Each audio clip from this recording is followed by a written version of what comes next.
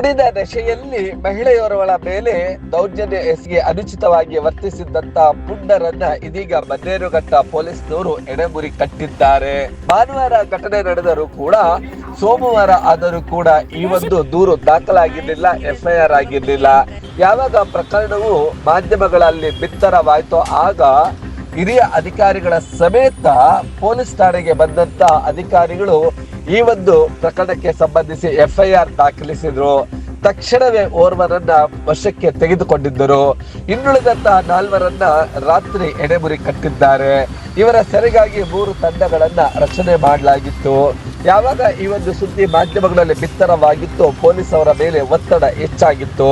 ಭಾನುವಾರ ಘಟನೆ ನಡೆದರೂ ಕೂಡ ಮಹಿಳೆಗೆ ಯಾವುದೇ ರೀತಿಯಾದಂತಹ ರಕ್ಷಣೆಯನ್ನ ನೀಡಲು ಅಥವಾ ಮಹಿಳೆ ನೀಡಿದಂತಹ ದೂರನ್ನ FIR ಕೂಡ ಮಾಡಿರಲಿಲ್ಲ.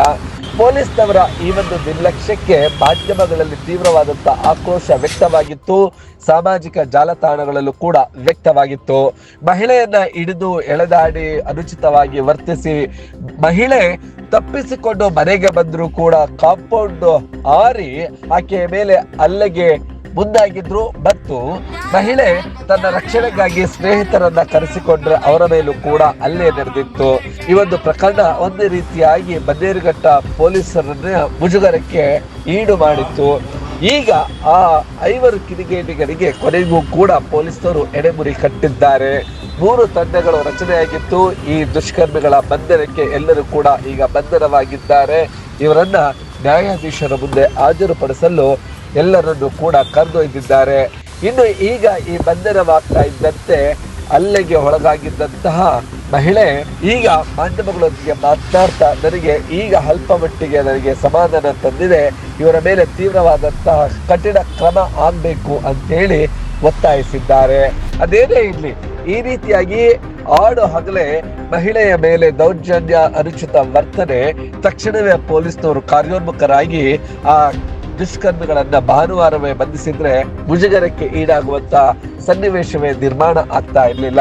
ಒಂದಷ್ಟು ನಿರ್ಲಕ್ಷ್ಯ ವಹಿಸಿದ್ರಿಂದ ಈ ಒಂದು ಮುಜುಗರಕ್ಕೆ ಒಳಪಡಬೇಕಾಯ್ತು. ಕೊನೆಗೂ ಆ ಕಿಡಿಗೇಡಿಗಳನ್ನ ಈಗ ವಶಕ್ಕೆ ಪಡೆದುಕೊಂಡು ಅವರ ಹಿನ್ನೆಲೆಗಳನ್ನ ಸಂಗ್ರಹಿಸಲಾಗ್ತಾ ಇದೆ. ಇದರಲ್ಲಿ ಈಗಾಗಲೇ ಹಲವು ದೂರುಗಳು ಮೊದಲನೇ ಆರೋಪಿ ಆಗಿರುವಂತ ಜಾನ್ ರಿಚರ್ಡ್ ಮೇಲೆ ಇದೆ. ಈತನ ಮೇಲೆ ರೌಡಿ ಶೀಟರ್ ಆಗುವಂತ ಸಾಧ್ಯತೆ ಇದೆ. ಇನ್ನು ಉಳಿದಂತ ಪುನೀತ್ ಅಲಿಯಾಸ್ ಕಾಡೆ ಬೇಗೂರು ನಿವಾಸಿ, ಅನುಷ್ ಅಲಿಯಾಸ್ ಮದನ್ ರೇಣುಕಾ ಯಲ್ಲಮ್ಮ ನಗರ ಬೇಗೂರು ನಿವಾಸಿ ಆದಂತ ಅರುಣ್, ಹಾಗೆ ರೇಣುಕಾ ಯಲ್ಲಮ್ಮ ನಗರದ ಮತ್ತೋರ್ವ ನಿವಾಸಿ ಕನ್ನಿಕಾ ಸ್ವಾಮಿಯನ್ನ ಪೊಲೀಸ್ನವರು ವಶಕ್ಕೆ ಪಡೆದಿದ್ದಾರೆ.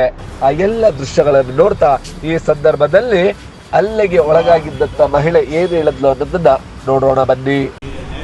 ನ್ಯಾಯ ಸಿಕ್ಕಿದೆ ಸರ್, ತುಂಬ ಖುಷಿ ಆಗ್ತಾ ಇದೆ. ಇವಾಗ ಪೊಲೀಸ್ ಅವರು ತುಂಬ ಸಪೋರ್ಟ್ ಮಾಡಿದ್ರು, ಮೀಡಿಯಾ ಅವರು ತುಂಬ ಸಪೋರ್ಟ್ ಮಾಡಿದ್ರು. ತುಂಬ ನ್ಯಾಯ ಸಿಕ್ಕಿದೆ ನನಗೆ. ಇವಾಗ ಅವ್ರನ್ನ ಜೈಲಿಗೆ ಕರ್ಕೊಂಡು ಹೋಗ್ತಾ ಇದ್ರು. ಏನು ಶಿಕ್ಷೆ ಆಗ್ಬೇಕು ಅವ್ರಿಗೆ? ಅವ್ರಿಗೆ ಜೈಲಲ್ಲಿ ಶಿಕ್ಷೆ ಕೊಡ್ಬೇಕು ಸರ್. ಅವ್ರಿಗೆ ಏನು ಶಿಕ್ಷೆ ಕೊಡ್ತಾರೋ ಕೊಡಬೇಕು. ಅದು ಕಾನೂನು ಪ್ರಕಾರ ಏನಿದೆಯೋ ಅದು ಕೊಡೋಕ್ಕೆ ಹೇಳಿ ಸರ್. ಈ ರೀತಿ ಯಾವುದೂ ಹೆಣ್ಮಕ್ಳಿಗೆ ಈ ಥರ ನಂತರ ಆಗಿರೋ ಥರ ಬೇರೆ ಹೆಣ್ಮಕ್ಳಿಗೆ ಯಾರಿಗೂ ಆಗಬಾರ್ದು ಸರ್. ಈ ಥರ ನನಗೆ ಭಯ ಅನಿಸುತ್ತೆ ಸರ್, ತುಂಬ ಭಯ ಆಯಿತು. ಮತ್ತು ನಾನು ಏನು ಮಾಡೋದು ನನಗೆ ಗೊತ್ತಾಗ್ತಾ ಇಲ್ಲ ಆ ಟೈಮ್. ಒಟ್ಟಿನಲ್ಲಿ ಇಂತಹ ಘಟನೆಗಳು ನಡೆದ ತಕ್ಷಣವೇ ಇಂತಹ ಕಿಡಿಗೇಡಿಗಳಿಗೆ ಎಡೆಮುರಿ ಕಟ್ಟಿ ಕಠಿಣ ಕ್ರಮವನ್ನು ತೆಗೆದುಕೊಳ್ಳಿಲ್ಲ ಅಂತಂದ್ರೆ ಮಹಿಳೆಯರು ರಾತ್ರಿ ಹೊತ್ತಲ್ಲ ಹಾಡು ಹಗಲೇ ಓಡಾಡೋದಕ್ಕೆ ಕಷ್ಟವಾಗುವುದನ್ನ ತಪ್ಪಿಸಲು ಇವರ ಮೇಲೆ ಕಠಿಣವಾದಂತಹ ಕ್ರಮ ಆಗಲೇಬೇಕು ಎಂಬುದೇ ನಿಮ್ಮ ಬ್ಲೂಮ್ ಟಿವಿಯ ಆಶಯವಾಗಿದೆ.